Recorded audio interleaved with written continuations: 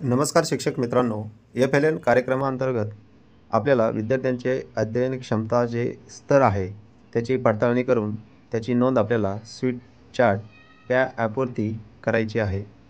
तर या विद्यार्थ्यांचे जे काही आपण अध्ययन स्तर निश्चित केलेले आहे, या अध्ययन क्षमता स्तरांची ऑनलाईन स्वीट चार्टवर नोंद कशी करायची हे आज आपण या व्हिडिओच्या माध्यमातून बघणार आहोत. तर यासाठी आपल्याला प्रथम स्वीट चॅट या ॲपमध्ये जायचं आहे.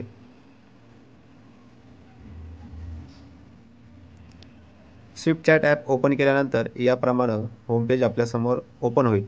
यामध्ये वरती आपल्याला पॅट महाराष्ट्र, त्यानंतर त्याच्याखाली स्मार्ट उपस्थिती, त्यानंतर वर्डहांट आणि खाली स्वाध्याय असे हे 4 वेगवेगळे टॅब दिसत आहेत.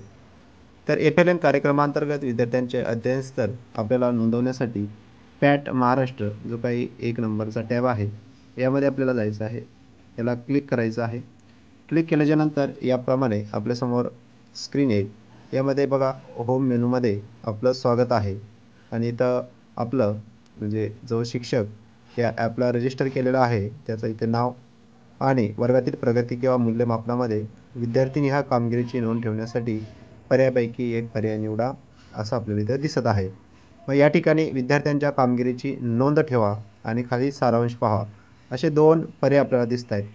तर या ठिकाणी विद्यार्थ्यांचे अध्ययन स्तर नोंदवण्यासाठी आपल्याला विद्यार्थ्यांच्या कामगिरीची नोंद ठेवा या टॅबला क्लिक करायचं आहे आणि आपल्या वर्गातील किती विद्यार्थी यांचे स्तर आपण इथं ऑनलाईन नोंदवलेले आहे ते पाहण्यासाठी आपल्याला सारांश पहा या टॅबचा उपयोग होतो. तर आपल्याला प्रथम FLN कार्यक्रमांतर्गत जे काही विद्यार्थ्यांचे अध्ययन स्तर निश्चिती आपण केलेली आहे ते आपल्याला इथे नोंदवायचे आहे. म्हणून आपण विद्यार्थ्यांच्या कामगिरीची नोंद ठेवा याला क्लिक करणार आहोत. याला क्लिक केल्यानंतर आपल्या शाळेमध्ये जे काही वर्ग आहेत आणि आपल्याला ज्या वर्गातील विद्यार्थ्यांची नोंद करायची आहे त्या वर्गाला त्या इयत्तेला इथे आपल्याला क्लिक करायचं आहे. या ठिकाणी आपण उदाहरणासाठी इयत्ता 4थी निवडणार आहोत. आता या ठिकाणी इयत्ता 4थी या सिलेक्ट केल्याच्यानंतर खाली आला कृपया विषय स्वाध्याय निवडा. तर या ठिकाणी आपल्याला येत आहे literacy and numeracy assessment 1 grade 2 to 5 म्हणजे FLN कार्यक्रमांतर्गत जी काही अध्ययन स्तर निश्चिती आहे याचं असेसमेंट 1 म्हणजे मूल्यांकन 1 आणि ग्रेड 2 ते 5 म्हणजे इयत्ता 2री ते 5वी या ठिकाणी आपल्याला दिसत आहे. त्याला आपण क्लिक करणार आहोत. त्याला क्लिक केल्याच्यानंतर खाली आपल्याला इथं दिसत आहे तुम्ही निवडलेल्या इयत्ता 4साठी अवलोकन करा आणि तपशिलांची पुष्टी करा. विषय आहे literacy and numeracy assessment 1 grade 2 ते 5 मूल्यमापन literacy and numeracy assessment 1 grade 2 ते 5 याला होय करायचं आहे. होय केल्याच्यानंतर विद्यार्थी निवडून विद्यार्थ्यांनी ह्या कामगिरीची नोंद करण्यास सुरुवात करूया. सिलेक्ट रिस्पॉन्स याला क्लिक केल्याच्यानंतर इथं आपल्याला इयत्ता 4थीच्या विद्यार्थ्यांची नावे दिसणार आहेत. आता या ठिकाणी काही विद्यार्थ्यांचे पूर्ण झालेले आहे म्हणजे या विद्यार्थ्यांचे स्तर इथं नोंदवलेले आहेत.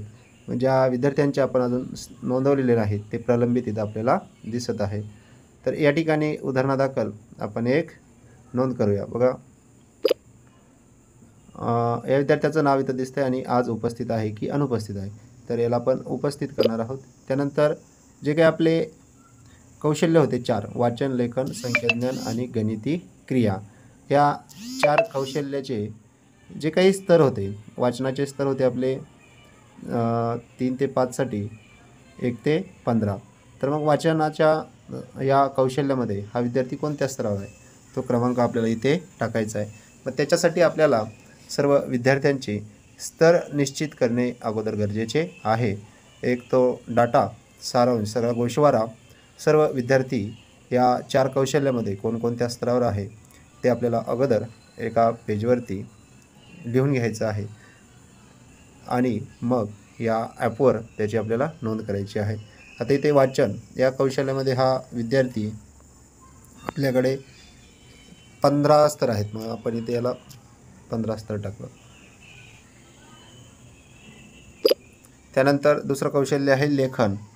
मग लेखन कौशल्याला याचे स्तर आहे 1 ते 18. मग यापैकी हा विद्यार्थी कुठल्या स्तरावर आहे ते इथं आपल्याला नोंद करायचं आहे. त्यानंतर पुढचं कौशल्य आहे संख्याज्ञान. संख्याज्ञानचे एकूण अध्ययन स्तर आहेत 20. मग त्या 20 पैकी हा विद्यार्थी ज्या स्तरावर असेल तो क्रमांक इथं आपल्याला नोंदवायचा आहे. त्यानंतर शेवटचं कौशल्य आहे संख्यावरील क्रिया. तर चौथीसाठी एकूण अध्ययन स्तर आहेत 29.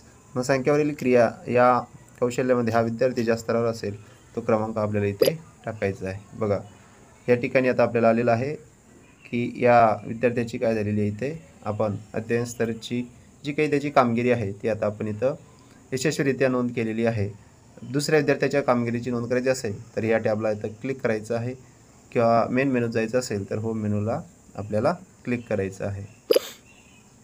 तर याप्रमाणे आपल्याला स्विफ्ट चॅटवर FLN कार्यक्रमांतर्गत विद्यार्थ्यांची अध्ययन क्षमताचे जे स्तर आहेत ते आपल्याला नोंदवता येईल. या ठिकाणी आपण सारांश बघू शकतो. बघा सारांश पहा, विद्यार्थ्याच्या कामगिरीचा सारांश पहा. सिलेक्ट रिस्पॉन्स येतं म्हणजे जे काय आपण अगोदर पॅटचे वगैरे मार्क भरलेले होते हे सगळे विषय इथं दिसत आहेत. परंतु आपल्याला फक्त FLN कार्यक्रमाचा जो काय आपण इथं स्तर निश्चिती केली म्हणजे लिटरसी अँड न्यूमरसी असेसमेंट 1 त्याचा सारांश बघायचा आहे. म्हणून आपण त्याला क्लिक केलं तर बघा इथं इयत्ता 4थी 21 पैकी 8 विद्यार्थ्यांच्या कामगिरीची आपण काय केलेली आहे, नोंद केलेली आहे.